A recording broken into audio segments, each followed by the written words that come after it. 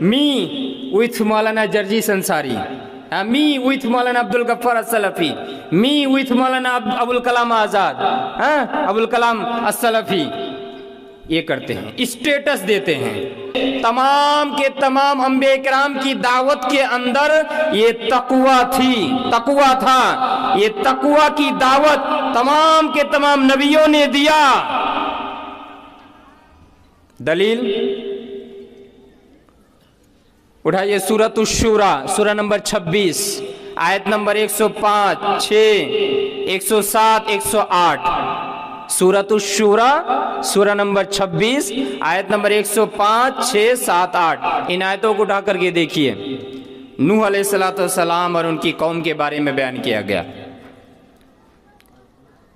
کذبت قوم نوح المرسلین اذ قال لهم اخوهم نوح الا تتقون انی لکم رسول امین فاتقوا اللہ واطیعون. نوح علیہ السلام کی قوم اور سمپردائے نے تمام کے تمام نبیوں کو جھٹلایا, تمام کے تمام رسولوں کو جھٹلایا. نوح کے جو قوم اور نوح کا جو سمپردائے تھا, ان لوگوں نے تو صرف نوح علیہ السلام کا انکار کیا تھا, نوح علیہ السلام کو جھٹلایا تھا.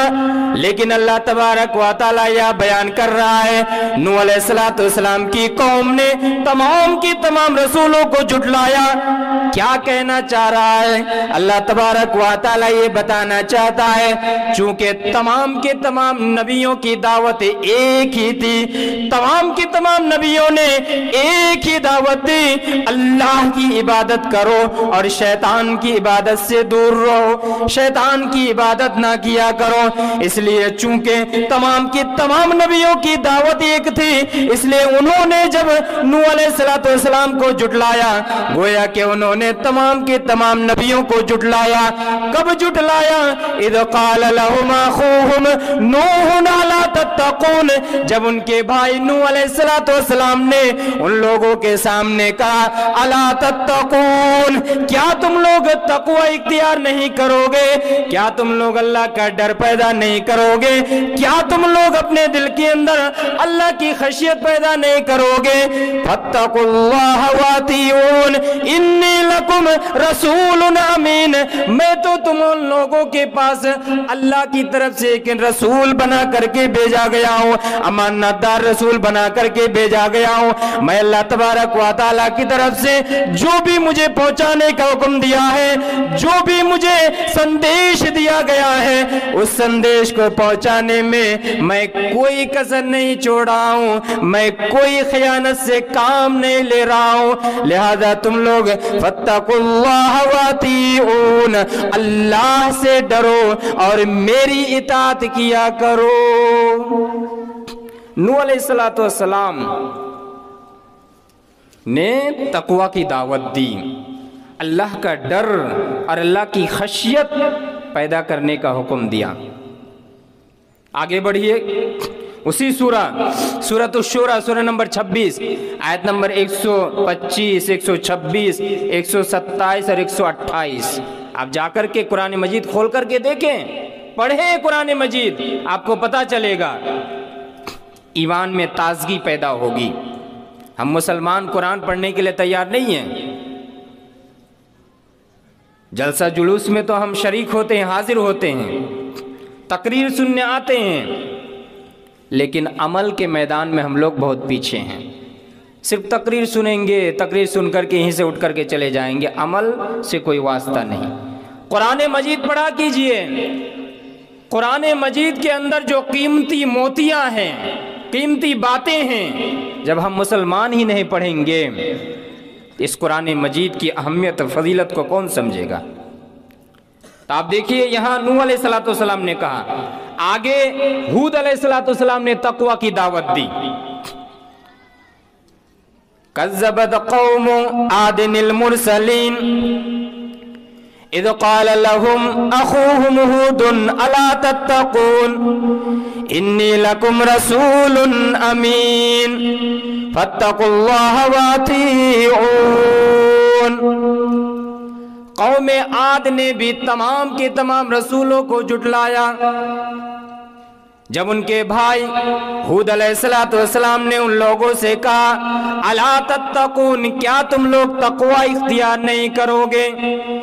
انی لکم رسول امین، میں تو تم لوگوں کی طرف اللہ کی طرف سے امین اور امانت دار رسول بنا کر کے بھیجا گیا ہوں۔ فاتقوا اللہ واطیعون، اے لوگوں اللہ سے ڈرا کرو، اللہ کا تقوی اختیار کرو، واطیعون اور میری اطاعت کیا کرو، میری باتیں مانا کرو۔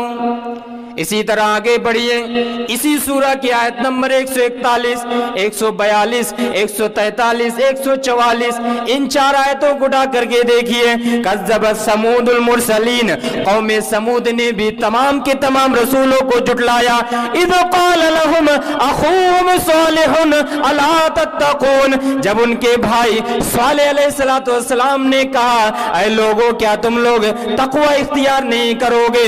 انی لکم رسول امین، میں تو تم لوگوں کے پاس امانت دار رسول بنا کر کے بھیجا گیا ہوں۔ فاتقوا اللہ واطیعون، اللہ سے ڈرا کرو اور میری اطاعت کیا کرو۔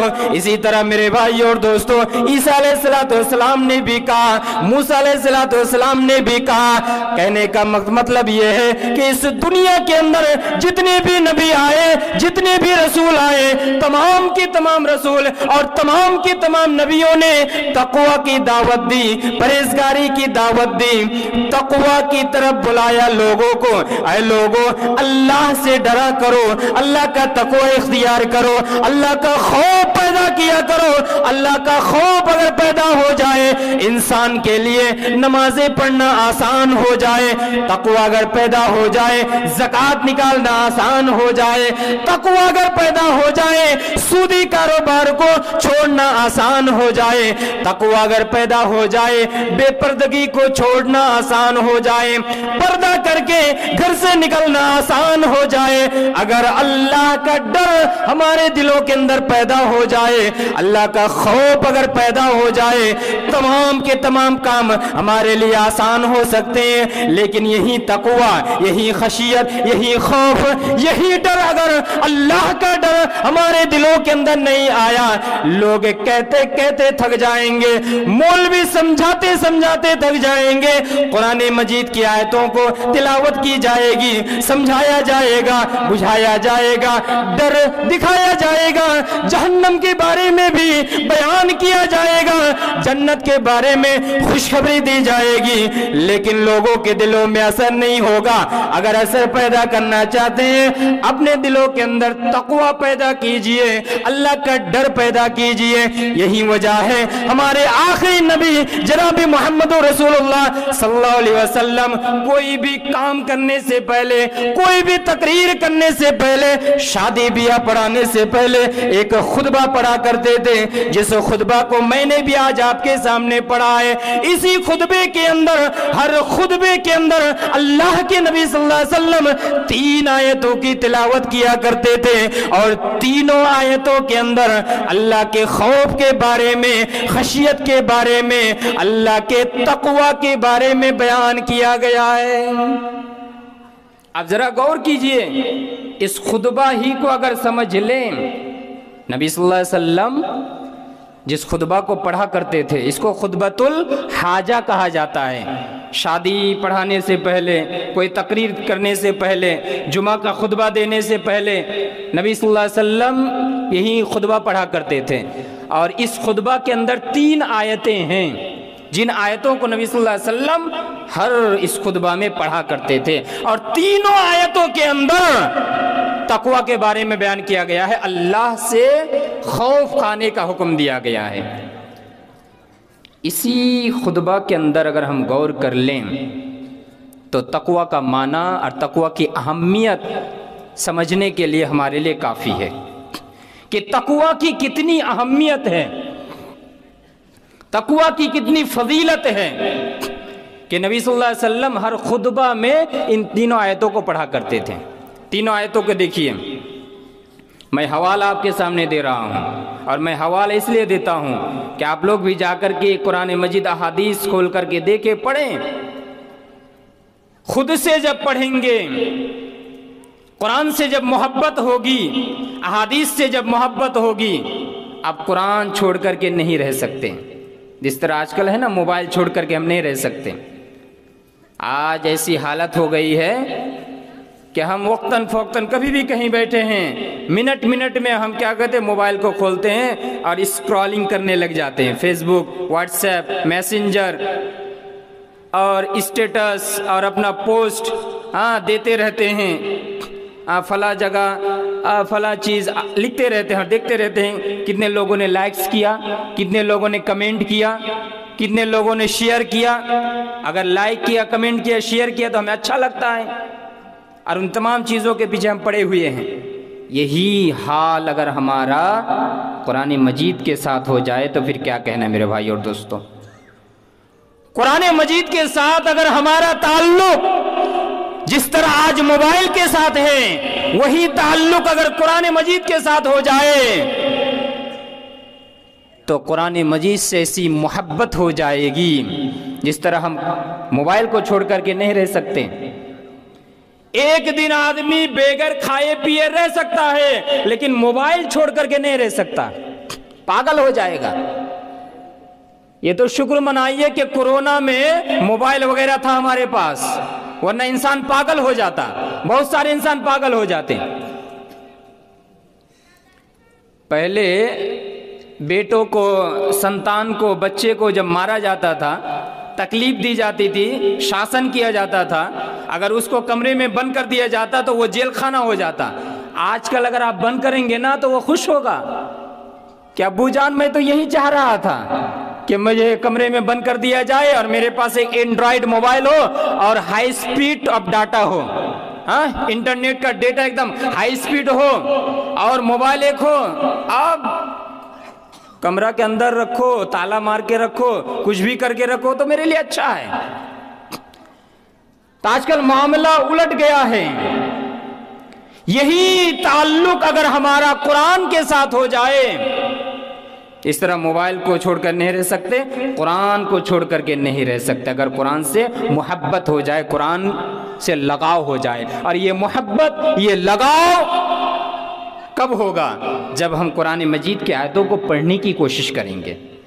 میری یہ دعوت رہے گی، میری یہ ریکویسٹ رہے گی آپ تمام لوگوں سے، بھائیوں اور ماں اور بہنوں سے، قرآن مجید کی تلاوت کی عادت ڈالیے، ابھیاس ڈالیے، شروع کیجئے۔ کم سے کم پہلے آپ ایک آیت، کم سے کم اگر کچھ نہیں کر سکتے، کم سے کم ایک آیت ہی تلاوت کیجئے ایک دن میں، 2 آیت کیجئے، پھر 3 آیت کیجئے، پھر 1 صفحہ کیجئے، قرآن مجید کی تلاوت کیجئے۔ قرآن مجید کی تلاوت میں بڑی برکت ہے، قرآن مجید کی تلاوت میں بڑی رحمت ہے، اور قرآن مجید کی تلاوت سے جب آپ کی محبت ہو جائے گی آپ نہیں رہ سکتے۔ آج کل ہم کیا کرتے ہیں، دکان وغیرہ میں میوزک چلاتے ہیں، گانا بجاتے ہیں، اچھا نہیں لگتا، تب کیا کرتے ہیں، کوئی ایک اسپیکر لاتے ہیں، اسپیکر لا کر کے اس سے کنیکٹ کرتے ہیں تاکہ آواز اونچی ہو، سننے میں اور اچھا لگے۔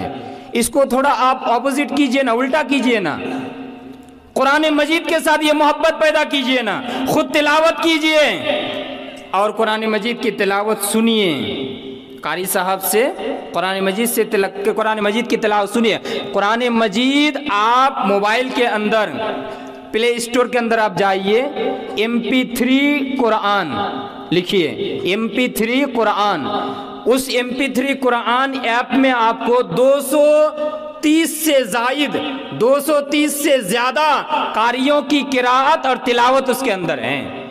جو بھی قاری آپ کو اچھا لگتا ہے سننے میں، اس قاری کی تلاوت کو آپ سنیے۔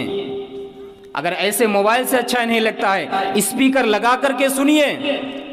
قرآن سے جب آپ کی محبت ہو جائے گی، میوزک کی ضرورت نہیں پڑے گی، گانے کی ضرورت نہیں پڑے گی، دوسری چیزوں کی ضرورت نہیں پڑے گی، آپ قرآن کو لے کر ہی مست و مگن رہیں گے۔ بیان کرنے کا مقصد یہ ہے کہ قرآن مجید جب ہم پڑھیں گے، تلاوت کریں گے، معنی سمجھیں گے، ہمارے تمام کے تمام برائیوں کا خاتمہ ہوگا، برائیوں کو ہم چھوڑ سکیں گے۔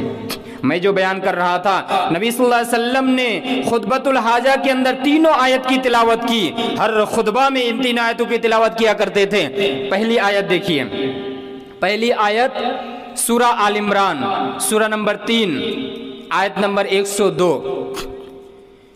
یا ایھا الذین آمنوا اتقوا اللہ حق تقاتہ ولا تموتن الا وانتم مسلمون۔ ایمان والوں کو خطاب کیا جا رہا ہے، اے وہ لوگوں جو ایمان کا دعویٰ کرتے ہو، اے وہ لوگوں جو مومن ہو، ایمان لانے کا دعویٰ کر رہے ہو، یا ایھا الذین آمنوا اتقوا اللہ، اے ایمان والو اللہ کا تقوی اختیار کرو، یعنی اللہ کا خوف پیدا کیا کرو، اللہ کا ڈر پیدا کیا کرو، حق تقاتہ، جس طرح اللہ کو دیکھ کر ڈرنا چاہیے، اللہ کو دیکھ کر جس طرح خوف کھانا چاہیے، اسی طرح اللہ کو دیکھ کر ڈرا کرو۔ اللہ کو دیکھ کر ڈرنے کا مطلب کیا ہے؟ جب میں کوئی گناہ کے کام کی طرف جاؤں، اللہ کو یاد کر لو، اللہ تبارک و تعالی مجھے دیکھ رہا ہے، اللہ تبارک و تعالی کی نظر میرے اوپر پڑی ہوئی ہے۔ اگر میں اس گناہ کی طرف گیا، دنیا کا کوئی آدمی دیکھے یا نہ دیکھے، وہ رب العالمین، وہ خالق، وہ مالک، وہ رازق، جس نے مجھے پیدا کیا، جس نے پوری جہان کو پیدا کیا، وہ اللہ رب العالمین مجھے دیکھ رہا ہے۔ یہ اللہ تبارک و تعالیٰ کو سوچ کر کے انسان جب اپنے آپ کو گناہوں سے روک لیتا ہے، یہی ہے اللہ تبارک و تعالیٰ کا خوف، اللہ تبارک و تعالیٰ کا ڈر۔ یا ایھا الذین آمنوا، ایمان والو، اتقوا اللہ، اللہ سے ڈرا کرو، حق تقاتہ، جس طرح اللہ سے ڈرنا چاہیے، ولا تموتن الا وانتم مسلمون، اور تمہاری موت نہ ہو، تمہاری موت نہ آئے، الا وانتم مسلمون، اگر تمہاری موت آئے اسلام کی حالت میں آئے، مسلمان ہو کر کے مرو، یعنی اچھے اعمال کر کے، نیک اعمال کر کے اس دنیا کو چھوڑ کر کے جاؤ، اللہ سے ڈرو۔ پہلی آیت خطبۃ الحاجہ میں نبی صلی اللہ علیہ وسلم پڑھا کرتے تھے، پہلی آیت کے اندر تقوی کا بیان۔ اسی طرح دوسری آیت پڑھا کرتے تھے سورہ نساء، سورہ نمبر 4، آیت نمبر 1۔ یا ایھا الناس اتقوا ربکم الذی خلقکم من نفس واحدہ۔ یہاں عام طور پر دنیا کے تمام انسانوں سے خطاب کیا جا رہا ہے، یہاں مومنوں سے نہیں کہا جا رہا ہے، ایمانداروں سے نہیں کہا جا رہا ہے، مسلمانوں سے نہیں کہا جا رہا ہے، یہاں تو اللہ تبارک و تعالی دنیا کے اندر رہنے والے تمام کے تمام انسانوں سے خطاب کر رہا ہے۔ یا ایھا الناس اتقوا ربکم، اے انسانوں، بھارت کے اندر رہنے والے یا پاکستان کے اندر رہنے والے، بنگلہ دیش کے اندر رہنے والے، یا تم سعودی عرب کے اندر رہنے والے ہو، ایران کے اندر رہنے والے ہو، ازبکستان کے اندر رہنے والے ہو، امریکہ کے اندر رہنے والے ہو، لندن کے اندر رہنے والے ہو، چاہے دنیا کے کسی بھی کنٹری میں رہنے والے ہو، یا ایھا الناس، اے انسانوں، اتقوا ربکم، اپنے رب سے ڈرا کرو، اپنے رب کا خوف پیدا کیا کرو، اپنے رب کا تقوی پیدا کیا کرو، اس رب سے ڈرا کرو، خلقکم من نفس واحدہ، جس رب نے تم تمام کی تمام لوگوں کو ایک ہی نفس سے پیدا کیا، یعنی آدم علیہ السلام سے تمام کی تمام لوگوں کو پیدا کیا، وخلق منها زوجها، اور اسی نفس سے اللہ تبارک و تعالی نے ان کی بیوی حوا کو بھی پیدا کیا،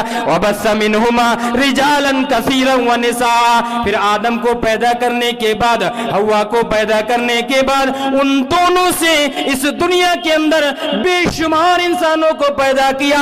ہم سب کا پتا آدم علیہ السلام ہے، ہم سب کا ماتا حوا علیہ السلام ہے، تمام کے تمام لوگوں کو پیدا کیا، اس رب سے ڈرا کرو۔ یہاں بھی اللہ کے نبی صلی اللہ علیہ وسلم نے اس آیت کے ذریعے سے لوگوں کو یہ تعلیم دی، اللہ کا خوف پیدا کیا کرو، تقوی پیدا کیا کرو۔ اس لیے میرے بھائی भाई और दोस्तों, तकवा की एक अलग ही अहमियत है। आगे आप देखिए नबी सल्लल्लाहु अलैहि वसल्लम तीसरी आयत पढ़ा करते थे, सूरह आज़ाब की आयत है, सूरह आज़ाब सूरह नंबर 33 आयत नंबर 70 उठा करके आप देखिए, या अय्युहल्लज़ीना आमनुत्तकुल्लाह वक़ूलू क़ौलन सदीदा, ईमान वालो अल्लाह से डरा करो, वक़ूलू क़ौलन सदीदा, और सीधी सीधी बातें किया करो, झूठ का सहारा ना लो, झूठ ना बोला करो, सच्ची बातें किया करो, अल्लाह से डरा करो, सच्ची बातें किया करो। फायदा क्या होगा? अल्लाह से अगर डरोगे, अल्लाह का खौफ पैदा कर लोगे, फायदा क्या होगा, उपकार क्या होगा, लाभ क्या होगा? आगे अल्लाह तबारक व तआला बयान कर रहा है, युस्लिह लकुम आमालकुम, ऐ लोगो तुम्हारे अमाल को सुधार दिया जाएगा, तुम्हारी इस्लाह कर दी जाएगी, वयगफिर लकुम ज़ुनूबकुम, और तुम्हारे गुनाहों को भी माफ कर दिया जाएगा। फायदा ये होगा तकवा का, तुम्हारे अमाल को सुधार दिया जाएगा, तुम्हारी इस्लाह हो जाएगी, तुम्हारा संशोधन हो जाएगा, और तुम्हारे गुनाहों को भी माफ कर दिया जाएगा। वमन युतिइल्लाह व रसूला, और जिसने अल्लाह और उसके रसूल की इताअत कर ली, फ़क़द फ़ाज़ फ़ौज़न अज़ीमा, तो वो बड़ी कामयाबी से हमकिनार हो गया, वो कामयाब हो गया। अगर आप इसी खुतबा की आयतों के ऊपर अगर आप गौर कर लें तो तकवा की अहमियत समझने के लिए हमारे लिए काफ़ी है कि तकवा की कितनी अहमियत है, तकवा की कितनी फजीलत है। आगे बढ़िए, तकवा की कितनी फजीलत है, और इंशाअल्लाह मैं बयान करूंगा कि तकवा अगर है तो तमाम के तमाम काम करना आसान है, और अगर तकवा नहीं है तो हम बहाना करते रहेंगे, हम ये बहाना करते रहेंगे, मौलाना साहब टाइम नहीं मिल रहा है, औरतें बहाना करती रहती हैं, जब बच्चा वगैरह हो जाता है पेशाब कर दे रहा है, पाखाना कर दे रहा है, नमाज पढ़ूँ तो कैसे पढ़ूँ। लेकिन अगर अल्लाह का डर है, अल्लाह का तकवा है, अल्लाह का खौफ है, तो ये सब बहाना एक किनारे पर रह जाएगा। टाइम पर हम नमाज पढ़ेंगे, टाइम पर हम अल्लाह को याद करेंगे। हमारे सामने बहुत सारी औरतों की मिसाल है जिनका भी छोटा बच्चा है, पेशाब भी करता है, पाखाना भी करता है, गंदा भी होता है कपड़ा, लेकिन फिर भी वो वक्त वक्त पर नमाज पढ़ लेते हैं। अगर तकवा हो तो आसान है। मिसाल के तौर पर मैं एक मिसाल आपके सामने ऐसे समझाने के लिए, एकदम आसान मिसाल मैं आपके सामने दे रहा हूं।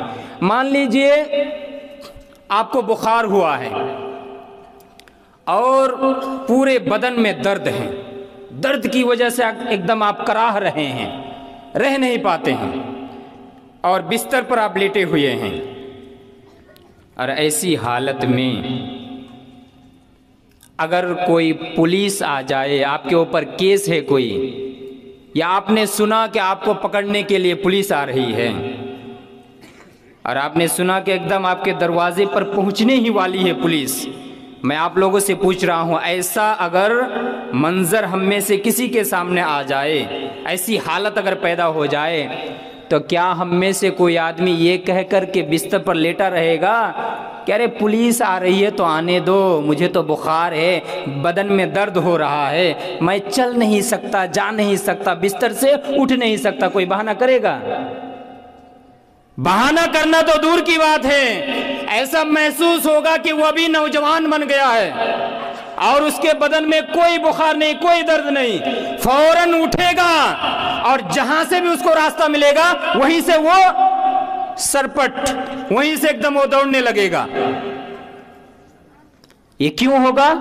डर की वजह से, ये डर की वजह से होगा।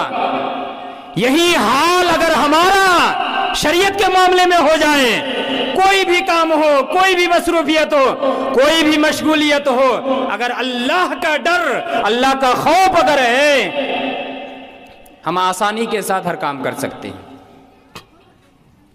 अच्छा, पैंट वगैरह हम टखना के नीचे पहनते हैं, वैसे तो आजकल तो एक नया फैशन उठा है नौजवानों का, कुछ जीन्स पहनते हैं ऐसे और टखना के ऊपर, और कुछ ऐसे दूसरे स्टाइल का वो जूता वगैरह पहनते हैं, सैंडल, लेकिन वो शरीयत के नाम पर नहीं पहनते हैं। وہ تو فیشن کے نام پر پہنتے ہیں. فیشن کے نام پر اگر آپ ٹکنا کے اوپر بھی پہنے پھر بھی آپ کا کوئی فائدہ نہیں ہوگا، کیونکہ ہر عمل انما الاعمال بالنیات، تمام کے تمام اعمال کا دار و مدار کیا ہے؟ نیت کے اوپر ہے. آپ نے سعودی عرب کا سفر کر لیا لیکن نیت آپ کی کیا ہے؟ وہاں جا کر کے حج نہیں کرنا ہے. نیت آپ کی یہ نہیں ہے کہ وہاں کے امام صاحب کے پیچھے جا کر کے نماز پڑھیں گے. آپ ایسے ہی گھومنے کے لیے گئے، آپ کو نیکی مل جائے گی؟ نہیں ملے گی. نیت کے اوپر تمام کے تمام چیزیں نربھر کرتی ہے. تو کہنے کا مقصد یہ ہے کہ آج کل تو فیشن کے نام پر پہنتے ہیں لیکن بہت سارے لوگ پھر بھی ٹخنا کے نیچے پہنتے ہیں. الٹا ماجرا ہے.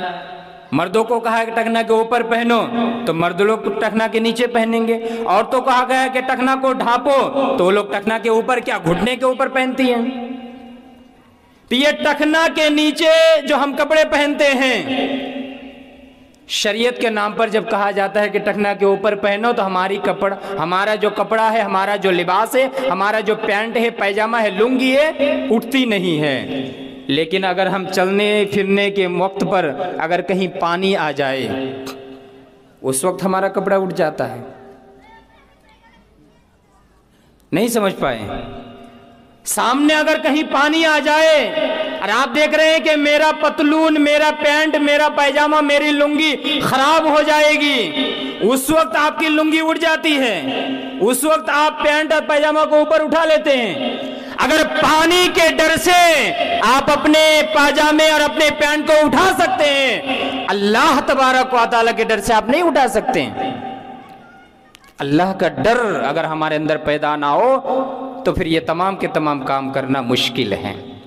آئیے نبی صلی اللہ علیہ وسلم نے بھی آخری وقت میں جب صحابہ اکرام نے یہ محسوس کر لیا تھا نبی صلی اللہ علیہ وسلم کی تقریر کو سننے کے بعد کہ شاید نبی صلی اللہ علیہ وسلم اس دنیا کو الوداع کہہ کر کے چلے جائیں گے، ہمارے درمیان سے ودا لے لیں گے، ایسے میں جب صحابہ اکرام نے وصیت کی طلب کی، وصیت کے بارے میں پوچھا، نبی صلی اللہ علیہ وسلم نے سب سے پہلے تقوی کی وصیت کی تھی. دلیل سنن ابی داؤد حدیث نمبر 4607 ارباز بن ساریہ رضی اللہ تعالیٰ عنہ سے مروی ہے. پہلے وہ حدیث دیکھ لیتے ہیں. ارباز بن ساریہ رضی اللہ تعالیٰ بیان کرتے ہیں، صلی بنا رسول اللہ صلی اللہ علیہ وسلم ذات یوم فوعظنا موعظۃ بلیغہ ذرفت منها العیون ووجلت منها القلوب فقال قائل كأنها موعظة مودع فماذا تعهد إلينا يا رسول الله؟ قال أوصيكم بتقوى الله والسمع والطاعة وإن عبدا حبشيا فمن يعش منكم بعدي فسيرى اختلافا كثيرا فعليكم بسنتي وسنة الخلفاء الراشدين المهديين تمسكوا بها وعزوا عليها بالنواجذ وإياكم ومحدثات الأمور فإن كل محدثة بدعة وكل بدعة ضلالة. یہ سنن ابی داؤد حدیث نمبر 4607 پوری روایت میں نے آپ کے سامنے پڑھ دی. دیکھیے نبی صلی اللہ علیہ وسلم نے سب سے پہلے تقوی کی وصیت کیسے کی. ارباز بن ساریہ رضی اللہ تعالیٰ عنہ بیان کرتے ہیں، رسول اللہ صلی اللہ علیہ وسلم نے ایک مرتبہ ہم تمام صحابہ اکرام کو نماز پڑھائی، اور ایک روایت کے اندر آتی ہے کہ وہ فجر کی نماز تھی. صلی بنا رسول اللہ صلی اللہ علیہ وسلم ذات یوم، رسول اللہ صلی اللہ علیہ وسلم نے ایک دن ہم تمام صحابہ اکرام کو نماز پڑھائی. ثم اقبل علینا، نماز پڑھانے کے بعد جس طرح ہم اہل حدیثوں کے درمیان یہ رواج ہے، یہ حدیث کے مطابق ہے کہ امام سلام پھیرنے کے بعد اپنا منہ کو گھما کر کے مقتدیوں کی طرف کر لیتے ہیں. نبی صلی اللہ علیہ وسلم نے بھی سلام پھیرنے کے بعد اپنا چہرہ، اپنا فیس ہمارے طرف کر لیا، اور نبی صلی اللہ علیہ وسلم نے ہم لوگوں کو بڑی بہترین نصیحت کی इतनी बेहतरीन नसीहत की, ज़रफ़त मिनहल उयून व वजलत मिनहल क़ुलूब। नबी सल्लल्लाहु अलैहि वसल्लम की बातें सुनने के बाद हमारी आंखों से आंसू जारी होने लगे, हमारे दिल दहल गए, हमारे दिलों के अंदर कपकपी तारी हो गई। ऐसी नसीहत नबी सल्लल्लाहु अलैहि वसल्लम ने हम लोगों को की। जब ऐसी नसीहत की, एक सहाबी ने कहा कान्नहा मौइज़तु मुअद्दिन, अल्लाह के रसूल, अल्लाह के नबी, ऐसा लग रहा है कि ये अलविदा कहने वाले आदमी की नसीहत है। ऐसा लग रहा है कि आप हमारे दरमियान से विदाई लेने वाले हैं। ऐसा लग रहा है आप हमारे दरमियान से चले जाएंगे। इसलिए अल्लाह के नबी फमादा ताहदु इलैना या रसूल अल्लाह, अल्लाह के रसूल सल्लल्लाहु अलैहि वसल्लम, आप हम लोगों को कुछ नसीहत कर दीजिए, कुछ वसीयत कर दीजिए। अगर आप हमारे दरमियान से चले गए तो कोई एक बेहतरीन वसीयत कर दीजिए। मेरे भाई और दोस्तों, जरा गौर करने का मकाम है। नबी सल्लल्लाहु अलैहि वसल्लम ने यहाँ बहुत सारी चीजों के बारे में बयान किया, लेकिन सबसे पहले जिस चीज की वसीयत की, जिस चीज की नसीहत की, अल्लाह के नबी सल्लल्लाहु अलैहि वसल्लम ने फरमाया, ऐ साहबे किराम सुनो, उसीकुम बितक़वल्लाह। ऐ साहबे किराम, मैं तुम तमाम के तमाम लोगों को वसीयत कर रहा हूँ, अल्लाह का तक़वा पैदा करो, अल्लाह का डर पैदा करो, अल्लाह का खौफ पैदा करो।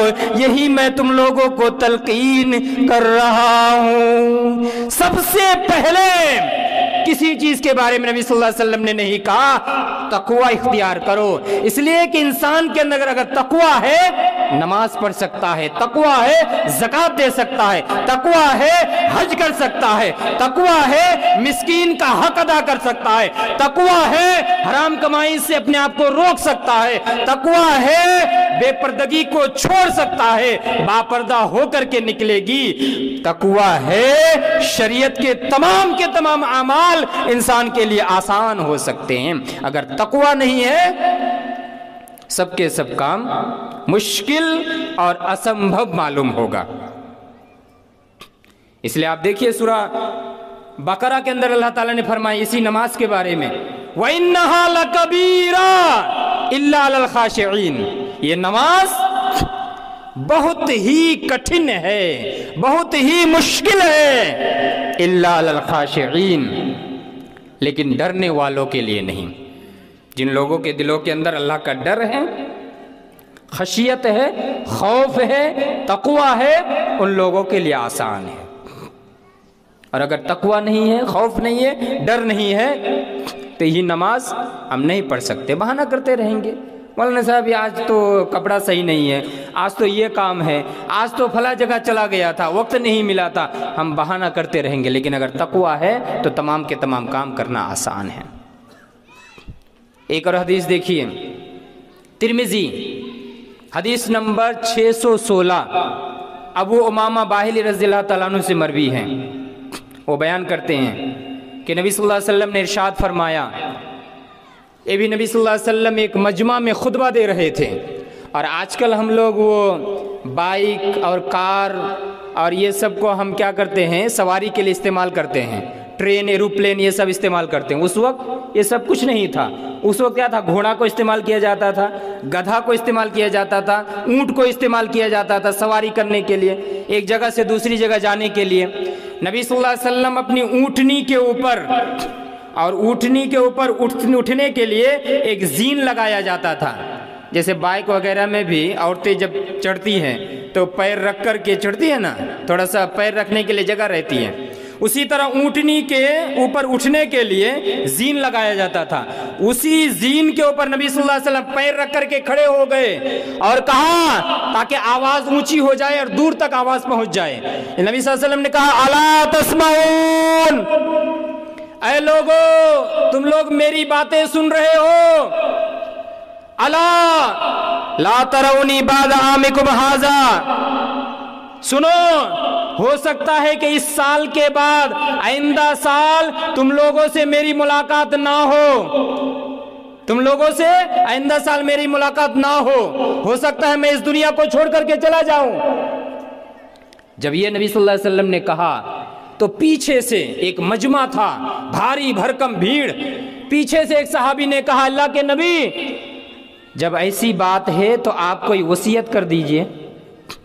دیکھیے صحابہ کرام کا طریقہ دیکھیے۔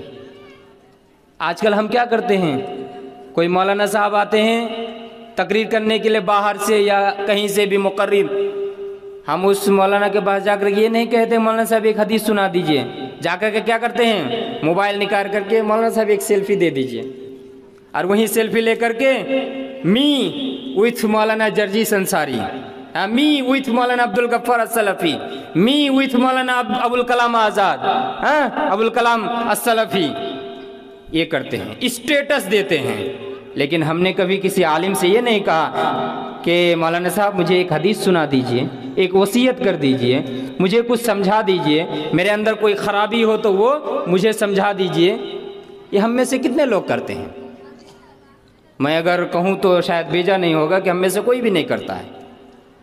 حالانکہ یہی ہونا چاہیے، اچھے عالموں سے جب ملاقات ہو، اچھے لوگوں سے ملاقات ہو، ان سے دعائیں لینی چاہیے، ان سے نصیحت لینی چاہیے، ان سے وصیت لینی چاہیے، ان سے حدیثیں سننے کی درخواست کرنی چاہیے۔ نبی صلی اللہ علیہ وسلم نے جب کہا لوگوں ہو سکتا ہے آئندہ سال میری ملاقات تم لوگوں سے نہ ہو، پیچھے سے ایک صحابی نے کہا اللہ کے نبی تب آپ ہم لوگوں کے ایک وصیت کر دیجئے۔ نبی صلی اللہ علیہ وسلم نے وصیت کی، 5 چیزوں کی وصیت کی، اور 5 چیزوں میں سے سب سے پہلے کس چیز کی وصیت کی جانتے ہیں؟ آپ لوگ سمجھ گئے ہوں گے، تقوی کی وصیت کی۔ آج جو میں تقوی کے بارے میں بیان کر، تقوی کی وصیت کی سب سے پہلے، اس لیے کہ تقوی اگر ہے تو بعد میں جو 4 چیزوں کے بارے میں نبی صلی اللہ علیہ وسلم نے بیان فرمایا وہ کام کرنا آسان ہے اگر تقوی ہے۔ تقوی نہیں ہے تو کوئی بھی کام کرنا مشکل ہے۔ کیا 5 چیزوں کی وصیت کی؟ اتقوا اللہ ربکم وصلوا خمسکم وصوموا شہرکم وَأَدُّوا زَكَاةَ أَمْوَالِكُمْ وَأَطِيعُوا ذَا أَمْرِكُمْ تَدْخُلُوا جَنَّةَ رَبِّكُمْ۔ 5 چیزوں کی وصیت کی۔ سب سے پہلے نبی صلی اللہ علیہ وسلم نے وصیت کی اتقوا اللہ ربکم، اے لوگوں اس اللہ سے ڈرا کرو جو تم سب کا رب ہے۔ رب کا معنی کیا ہے؟ پالنے والا، پالنہار، ہم سب کا پالنے والا، ہم سب کا پالنہار، ہم سب کو کھلانے والا، ہم سب کو پلانے والا وہ رب العالمین اللہ تبارک و تعالی ہے۔ اس لیے کہ ہم ایسے بھی تھے جب ہماری پیدائش نہیں ہوئی تھی، ایک وقت ایسا بھی گزرا ہے جس وقت ہمیں یاد کیا جائے اس چیز کے لائق بھی ہم نہیں تھے۔ سورہ انسان یا سورہ الدہر، سورہ انسان بھی کہا جاتا ہے، سورہ الدہر بھی کہا جاتا ہے۔ قرآن مجید کے اندر ایک سورہ ہے، اس سورے کی پہلی آیت کے اندر اللہ تبارک و تعالی نے اس چیز کو بیان کیا ہے، اے انسانو هل اتى على الانسان حین من الدہر لم یکن شیئا مذکورا۔ اے انسانو کیا تمہاری زندگی میں ایک ایسا وقت نہیں آیا تھا لم یکن شیئا مذکورا، تمہیں یاد کیا جائے، تمہیں پوچھا بھی جائے، تمہارے بارے میں بیان بھی کیا جائے، اس چیز کے بھی تم لائق نہیں تھے، ہماری پیدائش بھی نہیں ہوئی تھی۔ اللہ تبارک و تعالی نے ماتا پتا کے ذریعے سے ہمیں اس دنیا کے اندر بھیجا، ایک بہترین سانچے میں انسان کی شکل میں بنا کر کے اس دنیا کے اندر بھیجا، ایک بہترین باڈی کا اسٹرکچر پیدا کیا، کھانے پینے کی طاقت دی، بولنے کی طاقت دی، چلنے پھرنے کی طاقت دی۔ اور یہ انسان جب بڑا ہو جاتا ہے، یہی انسان تمام کی تمام نعمتیں اللہ تبارک و تعالی سے پا لینے کے بعد اسی اللہ تبارک و تعالی کو بھول جاتا ہے، اسی اللہ تبارک و تعالی اللہ کی ناشکری کرنے لگتا ہے۔ اللہ کے نبی صلی اللہ علیہ وسلم نے فرمایا اتقوا اللہ ربکم، اے لوگوں اس اللہ سے ڈرا کرو، ربکم جو تمام کی تمام انسانوں کا رب ہے۔ اگر تقوی پیدا ہو جائے، آگے اللہ کے نبی نے جن 4 چیزوں کے بارے میں بیان کیا وہ آسان ہو جائے گا۔ آگے نمبر 2 پر نبی صلی اللہ علیہ وسلم نے بیان فرمایا وَصَلُّوا خَمْسَكُمْ، 5 وقت کی نماز قائم کر لو۔ 3 نمبر پر بیان کیا وَصُومُوا شَهْرَكُمْ، رمضان مہینے کا روزہ رکھ لیا کرو۔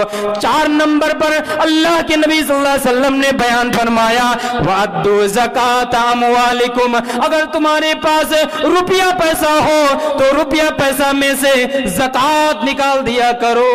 زکوٰۃ یہ تمہارا روپیہ نہیں ہے، تمہاری دھن دولت نہیں ہے۔ جب زکوٰۃ فرض ہو گئی، یہ زکوٰۃ کا روپیہ نکالنا تمہارے لیے واجب ہو جاتا ہے، ضروری ہو جاتا ہے۔ تم یہ نہ سمجھو میں نے کمایا، میں نے اپارجن کیا، میں نے انکم کیا ہے، میرا یہ روپیہ ہے، میرا یہ دھن ہے، میری یہ دولت ہے۔ نہیں، اس دولت کے اوپر اب انسان کا کوئی حق نہیں رہ جاتا ہے۔ اس لیے اگر تمہارے پاس روپیہ پیسہ ہو وَأَدُّوا زَكَاةَ أَمْوَالِكُمْ، اپنے روپیہ پیسہ میں سے زکوٰۃ نکال دیا کرو۔ اور نمبر 5 یہ بھی ایک اہم چیز ہے، نبی صلی اللہ علیہ وسلم نے بیان فرمایا وَأَطِيعُوا زَامِرَكُمْ، تمہارا جو ماتھا نیتا ہے، تمہارا جو نیتا سردار اور مڈل ہے، ان لوگوں کی اطاعت کر لیا کرو، ان لوگوں کی باتیں بھی مانا کرو۔ اگر یہ 5 چیزیں تمہارے اندر داخل ہو جائے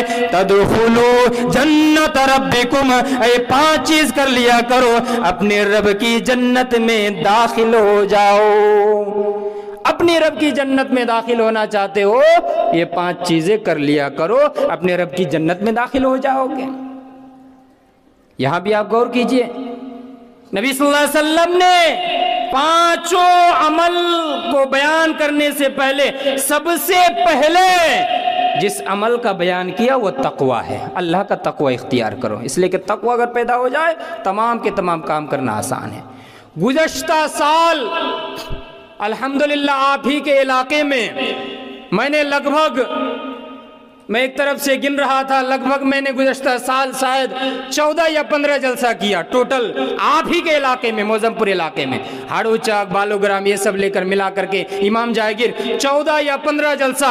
ہر جلسے کے اندر میں نے بیان کیا کہ یہ دین کے نام پر، یہ شریعت کے نام پر، یہ قرآن و حدیث کے نام پر یہ میلہ ٹھیلا جہاں غیر اسلامی کام ہوتا ہے، جہاں نوجوان مرد اور نوجوان عورتیں باہر نکلتے ہیں بے پردہ ہو کر کے رنگ رلیا کرتی ہے، اس چیز کو روکنے کی ضرورت ہے میرے بھائی اور دوستو۔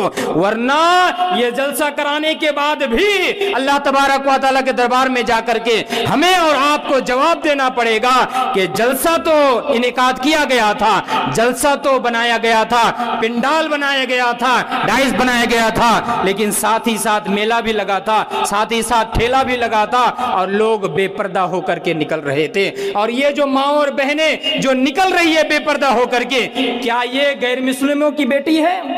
کیا ہندوؤں کی بیٹی ہے؟ یہ ہمارے ہی سماج کے ہم میں سے کسی کی بیٹی ہے، ہم میں سے کسی کی بہن ہے، ہم میں سے کسی کی بھتیجی ہے، ہم میں سے کسی کی بیوی ہے۔ ایسی بیٹیوں، بیویوں اور بھتیجی اور بیویوں کو اگر ہم نہ روک سکے تو پھر یہ جلسہ جلوس کرا کر کے کوئی فائدہ نہیں۔ الحمدللہ میں خالتی پور لگ بھگ 6-7 سال سے میں جا رہا ہوں خالتی پور۔ خالتی پور میں بھی بڑا بڑا میلہ اور ٹھیلا لگتا تھا وہاں، لیکن ان لوگوں نے کوشش کی تو ابھی شاید 2-3 سال سے میں دیکھ رہا ہوں الحمدللہ ایک بھی دکان وہ لوگ نہیں بیٹھنے دیتے ہیں۔ کامیاب ہیں، جلسہ میں پورا مجمع بھرا ہوا ہے، مردوں سے، ماں اور بہنوں سے پورا مجمع بھرا ہوا تھا جلسہ، اور ایک بھی دکان نہیں۔ آج ہم کہتے ہیں کہ ارے جلسہ کے نام پر اگر میلہ نہ ہو تو پھر جلسہ کیسا؟ جلسہ کے نام پر اگر دکان نہ لگائی جائے تو جلسہ کا یہ نہیں ہوگا، میل ملاپ نہیں ہوگا، اچھا نہیں لگے گا۔ نہیں میرے بھائی اور دوستو، اللہ کا خوف کیجئے، کمیٹیوں سے میں درخواست کروں گا کہ آپ لوگ مضبوطی اختیار کیجئے، سختی کیجئے، ورنہ جواب دینا پڑے گا۔ دین کے نام پر اگر گناہ کریں گے تو یہ گناہ اور زیادہ خطرناک ہو جاتا ہے۔ مثال کے طور پر اگر آپ یہی گناہ یہاں اگر کریں اور یہی گناہ اگر آپ مسجد میں جا کر کے کریں، دونوں میں بڑا فرق ہے۔ اور وہی گناہ اگر آپ مکہ میں جا کر کے کریں، حرم شریف کے اندر، وہ اور خطرناک ہے۔ اسی طرح اگر آپ جلسہ کے نام پر گناہ کریں، جلسہ کے نام پر بے پردگی کا اظہار کریں، یہ اور خطرناک گناہ ہے۔ اور اس گناہ کا انتظام، اس گناہ کا راستہ ہم ہی لوگ کھول رہے ہیں۔ کیوں؟ جب خالتی پور والے لوگ، وہ لوگ سختی کے ساتھ کر پائے، آپ لوگ نہیں کر پائیں گے۔ آپ لوگ تو اس سے بھی زیادہ مضبوط ہیں، آپ لوگ تو آسانی کے ساتھ اور کر سکتے ہیں، لیکن ضرورت اس بات کی ہے، وہ تقوی ہونا چاہیے، وہ اللہ کا ڈر ہونا چاہیے کہ نہیں، شریعت کے نام پر ہم گناہ کا کام نہ کریں۔